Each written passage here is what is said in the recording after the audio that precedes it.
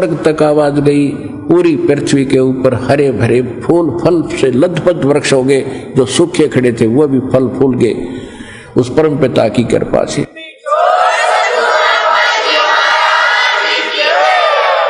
अब थोड़ा सा वो अमृतवाणी जो गरीबदास साहिब जी ने भगवान की महिमा की बोली है, जैसे तुलसीदास जी ने श्री रामचंद्र जी के विषय में लाखों वर्ष पहले की घटना घटी हुई अपनी वाणी में चौपाइयों में चित्रार्थ की, सत्य एज इट इज, बिल्कुल सही। ऐसे ही गरीबदास साहिब को परमात्मा मिले थे और उनकी दिव्य दृष्टि खोल दी थी। तो गरीबदास जी की जो दिव्य दृष्टि थी वो तुलसीदास जी की दिव्य दृष्टि से कई गुना रेंज की थी, कोई 1000 गुना ज्यादा थी ताकतवर। श्री जो तुलसीदास जी थे वो श्री रामचंद्र जी तक ही सीमित थे और उसी की कथा को वो बता सके। और गरीबदास जी को जो प्राप्त दिव्य दृष्टि हुई और आंखों देखा भगवान को वहां सतलोक में, फिर सारी व्यवस्था देखी, उसके बाद जो उन्होंने जो चित्रार्थ की है वो वाणी आपको परमात्मा की सुनाते हैं। पांचों पांडव संग हैं और छठे कृष्ण मुरारे। पांचों पांडव साथ थे और छठे आपके कृष्ण मुरारी। पांचों पांडव संग हैं और छठे कृष्ण मुरारे। चलियो हमरी यज्ञ में हे समर्थ सिरजनहारे। गरीबदास जी कह रहे हैं, श्री कृष्ण जी ये बोल रहे हैं कि हे समर्थ, ये सारी सृष्टि के रचनहार, एक बार हमारी यज्ञ में चलने का कष्ट करें। पांचों पांडव संग हैं और छठे कृष्ण मुरारे। चलियो हमरी यज्ञ में हे समर्थ सिरजनहारे। पांडव यज्ञ अश्वमेध में सतगुरु किया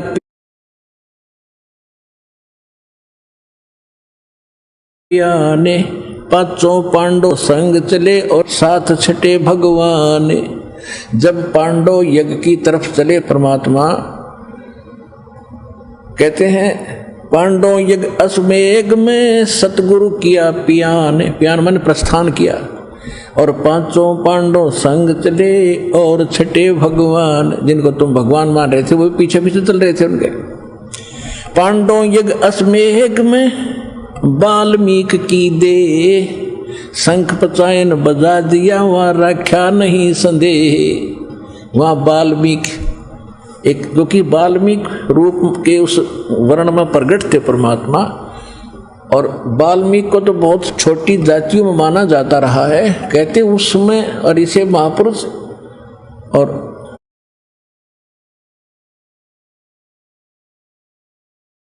कहते वो संदेह भी समाप्त किया कि जाति और मजहब और धर्म का इसमें कोई लेन देन नहीं। भक्ति मार्ग, भक्ति जो करेगा सत्य और उसकी होगी गत। सुपच रूप धर आईया, क्लियर कर दिया। सुपच रूप धर आईया वो सतगुरु पुरुष कबीर। तीन लोक की मेदनी व सुर नर मुनि जन भीड़े। तीन लोक की सारी सेना इकट्ठी हो रही थी। 88,000 ऋषि, 33 करोड़ देवता, 12 करोड़ ब्राह्मण, जिनके चारों वेद कंठस्थ याद थे, चतुर्वेदी, त्रिवेदी, द्विवेदी, और अनेक 56 करोड़ यादव। सुपच रूप धर आईया सतगुरु पुरुष कबीर। तीन लोक की मेदनी न सुर नर मुनि जन भीड़। सुपच रूप धर आईया वो सब देवन का देव। सब देवों का, सब भगवानों का भगवान, कुल का मालिक, परम अक्षर ब्रह्म। सुपच रूप धर आईया वो सब देवन का देव। कृष्ण चंद्र पग धोइया और करीतास की सेव। श्री कृष्ण जी ने द्रौपदी के साथ मिलकर उस परमात्मा वाल्मीकि रूप में बैठे भगवान कबीर साहब के चरण धोए। 88 ऋषि जहां और देवा 33 कोटे। शंख न बाजा तास के वो रहे चरण में लोटे। पंडित 12 कोट हैं और 84 सिद्धि। शंख न बाजा तास से वो पिए मान का मद। अब गरीबदास जी कितनी निर्णायक वाणी बोल रहे हैं कि 88,000 ऋषि जहां और देवा 33 करोड़ और शंख न बाजा ताश से फिर हो रे शर्मिंदा होकर लास्ट में पहले तो ये कह रहे थे काय को शंख बजाओगा, शूद्र पकड़ कर लाए हैं, और फिर कहते चरणों में वहां लेट गए सारे के सारे, लेकिन मान्य फिर भी नहीं। क्यों? पंडित 12 कोटि है, 12 करोड़ ब्राह्मण और 84 शब्द ये गोरखनाथ जैसे जो शब्द है 84 प्रकार के ये वेल नोन से हुए, ये भी वहीं बैठे थे। और शंख न बाजा ताश से वो पिए मान का मद, कि उनसे शंख नहीं बजा क्योंकि वो तो अभिमान का नशा किए बैठे थे। ऋषि महर्षि सद पाक के अपने आप को प्रभु बनाए बैठे थे। सुपच रूप को देख कर द्रौपदी मानी शंख सुदर्शन जी के वेशभूषा को देखकर द्रौपदी के मन में दोष आया। सुपच रूप को देख कर द्रौपदी मानी शंका होगी कि यू काहे का संत होगा। और जान गए जगदीश गुरु फिर नो बजा को ना शंख, इसलिए शंख नहीं बजा। 56 भोग संयोग कर 56 भोग को इकट्ठा करके जो अलग अलग बना रखे थे आइटम, 56 भोग संजोग कर ये कीने पंच गिरा से द्रौपदी के दिल दुई थी, नहीं था दृढ़ विश्वास से, उसके मन में दोष था। सुर नर मुनि जन यज्ञ में वो त्रिलोकी के भूप, 3 लोक के भगवान श्री कृष्ण भूप राजा। सुर नर मुनि जन यज्ञ में वो त्रिलोकी के भूप, सुपच यज्ञ में आइया जो नित बेचत है सूप। 56 भोग न भोगिया ये कीने पंच गिरा से, खड़ी द्रौपदी उन मुनि व घाल रही थी सांस। अंदर ही अंदर नुकरी जी बता इसने क्या कर दिया है, ये खाना भी नहीं आता, 1 मिनट में पता नहीं क्या सोचता है, मन बड़ा पापी है। बोले कृष्ण महाबली ये क्यों बाजा नहीं शंख, भाई इस महापुरुष के भोजन खाने से शंख क्यों नहीं बजा। बोले कृष्ण महाबली ये क्यों बाजा नहीं शंख, जान राय जगदीश गुरु ये काटत मन की बंके। अब गरीबदास जी क्या बता रहे हैं कि 5 बार तो बज गया, आगे बजा नहीं, तो श्री कृष्ण जी सोच रहे हैं कि ये शंख क्यों नहीं बज रहा, इस महापुरुष के अखंड क्यों नहीं बजा। और फिर मन में अपने आप बता रहे हैं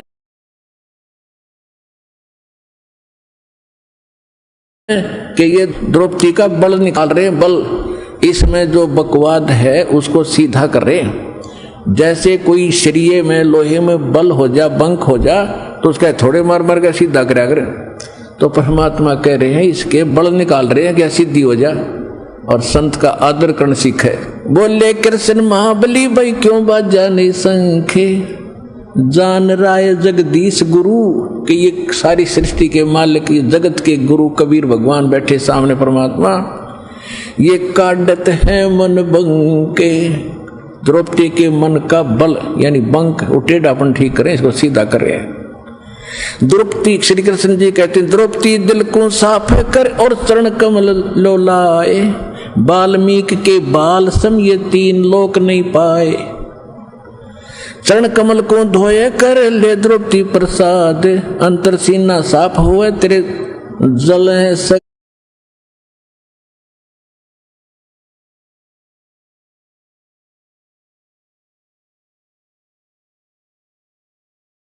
सकल अपराध।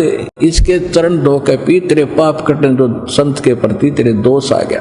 चरण कमल को धोए कर ले द्रौपदी प्रसाद, अंतर सीना साफ हुए तेरे सकल जड़ अपराध। बाजा शंख शुभान गति और कण कण भई आवाज, स्वर्ग लोक बानी सुनी और 3 लोक में गाज। जब द्रौपदी ने जल पी लिया चरणामृत, और कहते हैं इतनी गजब की आवाज हुई शंख की, मीठी मीठी मीठी मीठी, पूरे स्वर्ग तक आवाज गई। और पूरी पृथ्वी पर जितने भी वृक्ष थे सूखे भी हरे हो गए, फल फूलों से पौधे फूलों वाले फूलों से लदबद, और फलों वाले वृक्ष फलों से लदबद हो गए।